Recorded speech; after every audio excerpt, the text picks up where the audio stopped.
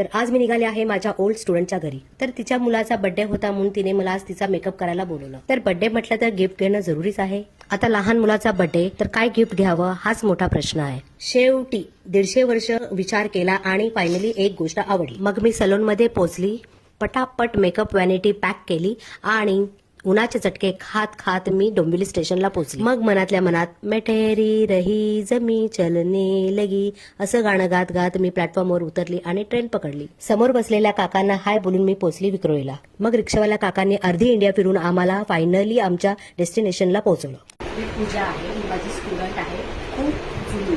तिच्या मुलाचा आज बर्थडे आहे तर आज हिला मेकअप करायचा. म्हणजे मुलाचा बर्थडे तर हिला मेकअप मेकअप हवा लाईट थोडंफार आणि असं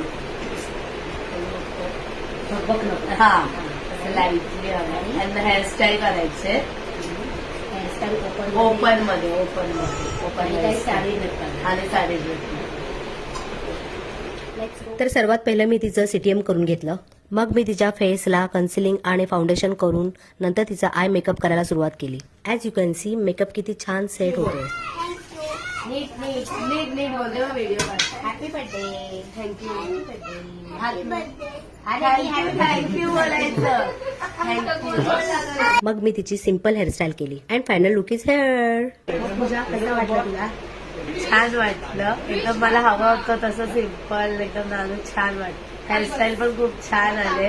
छोट्याशा केसात छोटे. हा फक्त कर्ल्स मध्ये आणि थोडंसं तिला एक इथे हाईट साठी दिलंय. तिच्या मॅचिंग मी ब्रोच आणला होता.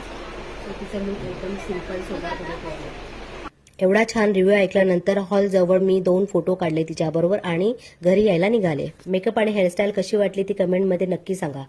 मग परत 150 वर्ष ट्रॅव्हल करून मी डोंबिवलीला पोहोचले. माझी ही कथा ऐकून तुमचे कान तृप्त झाले असतील तर लाईक, शेअर आणि फॉलो नक्की करा. बाय.